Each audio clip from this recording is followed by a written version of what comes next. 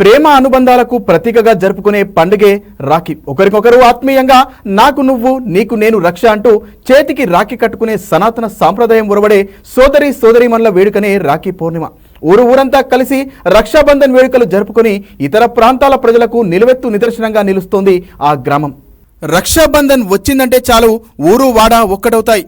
అన్న తమ్ముళ్ళు అక్క చెల్లెళ్ల ప్రేమను ఒక్కటిగా చేసే పండుగే ఈ రాఖీ పండుగ.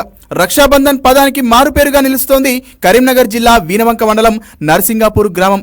ప్రతి ఏటా ఈ గ్రామంలోని ప్రజలంతా ఒక్క చోటుకు చేరుకుని మహిళలు యువతులు కలిసి అన్న తమ్ముడు వరుసైన యువకులకు వయస్సు రీత్యా పెద్దల చేతులకు రాఖీ కట్టి తమ ప్రేమను పంచుకుంటారు.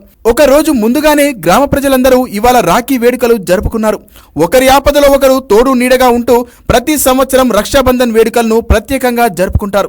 నర్సింగాపూర్ గ్రామ ప్రజల్లా ఇతర ప్రాంతాల ప్రజలు కలిసిమెలిసి ఉంటూ ఆనందోత్సవాల నడుమ రాఖీ సంబరాలు జరుపుకోవాలని ఎన్ఎస్ఎన్ న్యూస్ కోరుకుంటోంది.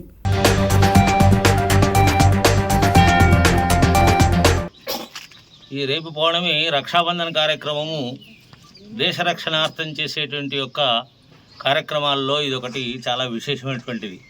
మనం అనేక పండుగలు చేసుకుంటున్నాం. దసరా, ఉగాది, శ్రీరామనవమి, అనేక పండుగలు మనము మన సాంప్రదాయ ప్రకారంగా, మన హిందూ సాంప్రదాయ ప్రకారంగా చక్కగా విశేషంగా ఇళ్లలో కార్యక్రమాలు చేసుకుంటాం. ఇది సమాజ సేవకు సంబంధించిన ఒక కార్యక్రమం, సమాజ కార్యక్రమం. ఈ సమాజమే దేశ రక్షణ. మనం అందరం కూడా ఇవాళ రేపు అందరం కూడా టీవీలలో చూస్తున్నాం. దేశంలో ఏం జరుగుతున్నది, ఇతర దేశాలలో ఏం జరుగుతున్నది అనే విషయం మనకు అందరికీ తెలుసు. మొన్న కూడా హిందువులందరినీ కూడా బంగ్లాదేశ్లో ఊచకోతలు కోసేటువంటి ఒక సందర్భాలు కూడా మనకు అందరికీ తెలిసినటువంటి ఒక విషయమే. ఎందుకంటే దాని వివరణ చెప్పుకుంటూ పోతుంటే చాలా ఉంటుంది. అటు చూస్తే పాకిస్తాన్ ఉన్నది, ఆఫ్ఘనిస్తాన్ ఉన్నది. ఎందుకు ఈ విషయం చెప్పడం జరుగుతుందంటే ఇది దేనికి సంబంధించింది కాదు. దయచేసి మన అందరం హిందువులం. మన హిందూ యొక్క సాంప్రదాయాన్ని మనం కాపాడుకోవాలి. గర్వించదగినటువంటి దేశం, త్యాగధనుల దేశం, వీరమాతల దేశం, వీర పురుషుల యొక్క దేశం. కాబట్టి ఈ దేశాన్నే అందరూ కూడా ఆదర్శంగా తీసుకున్నది ఇదివరకు.